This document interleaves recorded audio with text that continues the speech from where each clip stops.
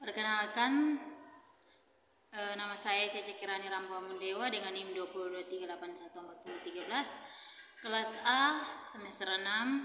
Sini saya akan mempresentasikan hasil kerja saya tentang penyimpanan pada mata kuliah pengemasan dan penyimpanan.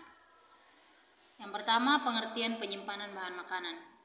Penyimpanan dan penyaluran bahan makanan adalah proses kegiatan yang menyangkut pemasukan dan bahan makanan, penyimpanan bahan makanan, serta penyaluran bahan makanan sesuai dengan permintaan untuk persiapan pemasakan bahan makanan.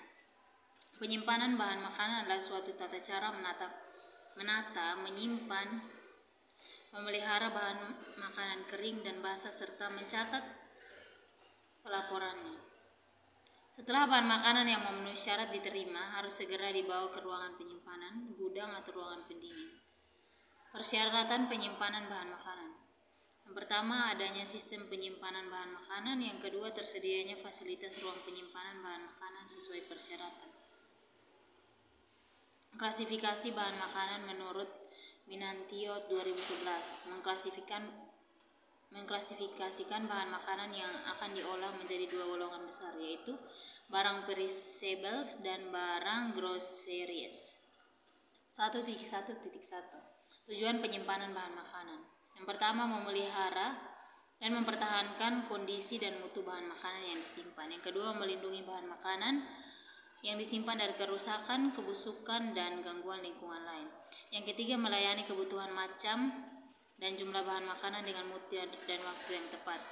Yang terakhir, menyediakan persediaan bahan makanan dalam jumlah, macam, dan mutu yang memadai. 1.1.2 Langkah penyimpanan bahan makanan. Yang pertama, setelah bahan makanan yang memenuhi syarat diterima, harus segera dibawa ke ruangan penyimpanan, gudang, atau pendingin ruangan. Yang kedua, perputaran bahan makanan untuk memastikan barang yang lebih lama harus dipakai terlebih dahulu, atau lebih sering kita sebut dengan istilah FIFO, first in first out. Membuang barang yang telah mencapai tanggal kadaluarsa. Dan yang keempat, membuat jadwal pengecekan barang. Yang kelima, memindahkan makanan antar kontainer dengan cara yang benar. Hindari bahan makanan dari temperatur dengan danger zone atau temperatur di mana bakteri dapat hidup dan berkembang biak dengan cepat. Yang ketujuh, mengecek temperatur bahan makanan yang disimpan dan area temperatur penyimpanan. Tempat penyimpanan. Yang kedelapan, simpan bahan makanan di tempat yang didesain untuk penyimpanan bahan makanan. Dan yang terakhir, menjaga semua area penyimpanan kering dan bersih. 1.1.3 Prinsip penyimpanan bahan pangan. Bakri, Intiati, dan Widartika 2018. Prinsip penting dalam penyimpanan bahan makanan adalah 5T, yaitu tepat tempat, tepat waktu, tepat mutu, tepat jumlah, dan tepat nilai. 1.2 Faktor-faktor dalam penyimpanan bahan makanan. Menurut Depkes RI 2013, faktor penting yang perlu diperhatikan dalam penyimpanan bahan makanan yaitu: yang pertama, keadaan ruang penyimpanan dan peralatan. Yang kedua, letaknya harus dekat dengan ruang produksi dan penerimaan. Yang ketiga, ruangan harus bersih dan teratur. Yang keempat, dilengkapi peralatan dasar. Yang kelima, kontainer yang cukup untuk bahan makanan. Yang keenam, ventilasi yang cukup. Yang ketujuh, rak yang baik. Selanjutnya, penyimpanan atau freezer yang baik. Yang kesembilan, rak-raknya cukup mudah digeser. Yang ke-10, temperatur ruangan untuk bahan makanan kering sebaiknya 19-20 derajat Celcius dan penyimpanan bahan makanan segar 0-10 derajat Celcius. Yang ke-11, hindari ruang gelap dan lembat. Dan yang terakhir, jendela ruang penyimpanan harus baik.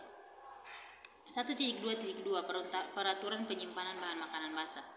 Menurut Bakri, Intiati, dan Widartika 2018, yaitu bahan makanan harus diletakkan dalam tempat yang tetap. Yang kedua, penyusunan bahan makanan diklasifikasi menurut jenis dan sistematika pemakaian. Yang ketiga, memperhatikan rotasi bahan makanan dengan menggunakan metode FIFO dan FEFO, dengan arti bahan makanan yang terdahulu diletakkan paling terdepan. Menurut Budi Raharjo 2013. Prinsip sistem FIFO first in first out, yaitu metode FIFO sangat dipengaruhi oleh tata letak penyimpanan.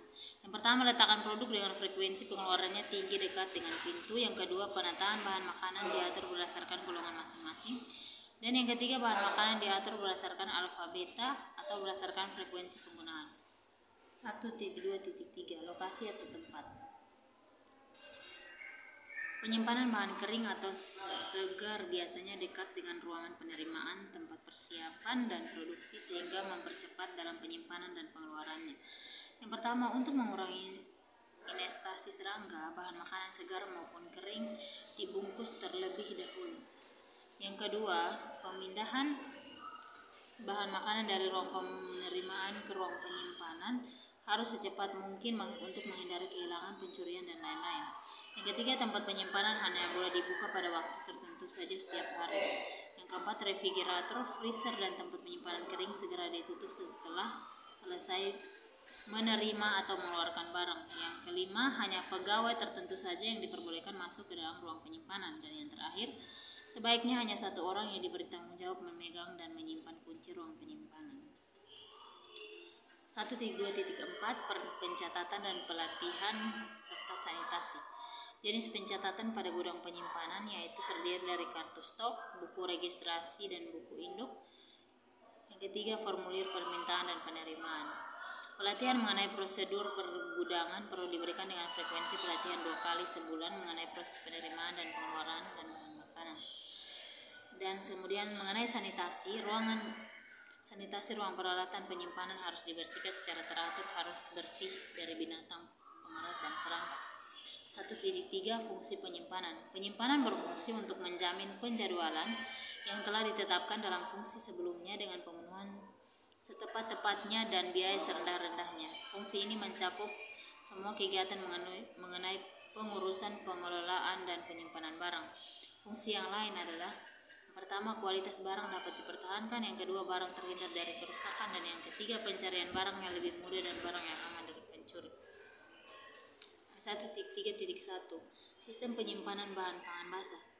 Klasifikasi penyimpanan bahan pangan yang memiliki fasilitas untuk mengontrol dan memonitor faktor lingkungan. Yang pertama, meliputi suhu, kelembapan, relatif, dan kandungan air. Gudang lemari es dapat digolongkan sebagai penyimpanan udara kontrol. Skala penyimpanan modern dengan suhu terkontrol dengan kapasitas yang besar adalah cold storage. Cold storage adalah sistem penyimpanan yang dapat menekan suhu penyimpanan titik beku air dalam waktu yang lama. 1.3.2 Penyimpanan bahan makanan kering. Kualitas barang yang dipertahankan, barang terhindar dari kerusakan, pencarian barang yang lebih mudah, dan barang yang aman dari pencuri. Menurut Puji Harjo 2013. Terhindar dari kemungkinan kontaminasi bakteri, serangga, tikus, maupun hewan lainnya yang berbahaya. Penyimpanan harus memperhatikan prinsip first in first out atau FIFO dan first expire first out atau FIFO, yaitu bahan makanan yang disimpan terlebih dahulu dan yang mendekati masa kadaluarsa dimanfaatkan atau digunakan lebih dahulu.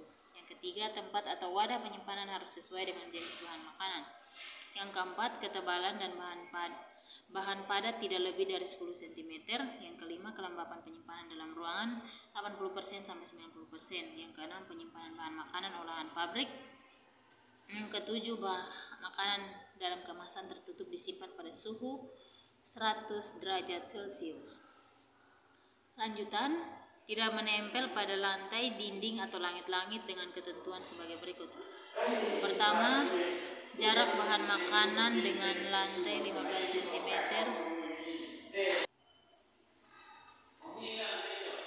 Yang pertama, jarak bahan makanan dengan lantai 15 cm. Yang kedua, jarak bahan makanan dengan dinding 5 cm. Yang ketiga, jarak bahan makanan dengan langit-langit 60 cm.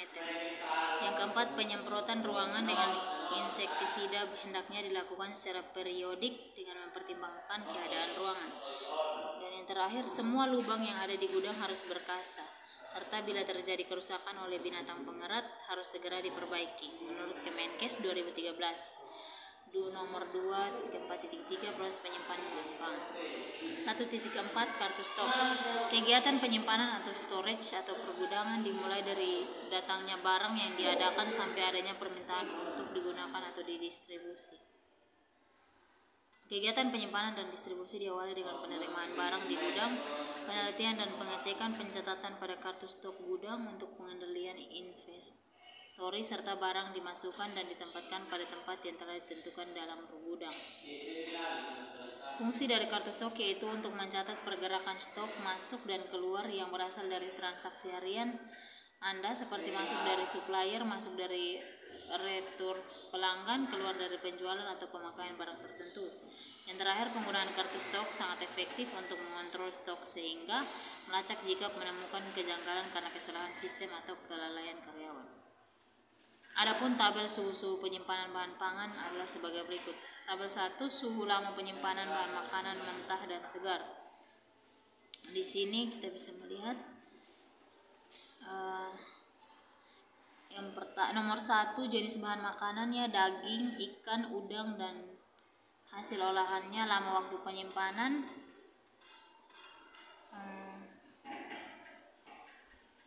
lebih dari 3 hari, minus 5 sampai 0 derajat Celcius, lebih dari 1 minggu, minus 10 sampai minus 10 kurang minus 50 derajat Celcius,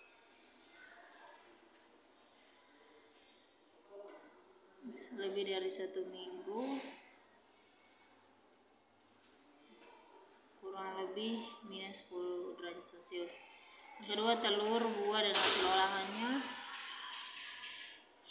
5 sampai 7 derajat Celcius, kemudian minus 5 sampai 0 derajat Celcius dan minus 5 derajat Celcius. Yang ketiga, sayur, buah dan minuman 10 derajat Celcius, 10 derajat dan 10 derajat Celcius, sama semua. Tabel 3, syarat penyimpanan bahan makanan kering. Yang pertama, suhu gudang lebih dari 22 derajat Celcius, kelembapan ruangan 80% sampai dengan 90%, jarak bahan makanan dengan lantai 15 cm, jarak bahan makanan dengan dinding 5 cm, jarak bahan makanan dengan langit-langit 4 cm. Hidup kesepian tanpa kekasih. Sekian dan terima kasih.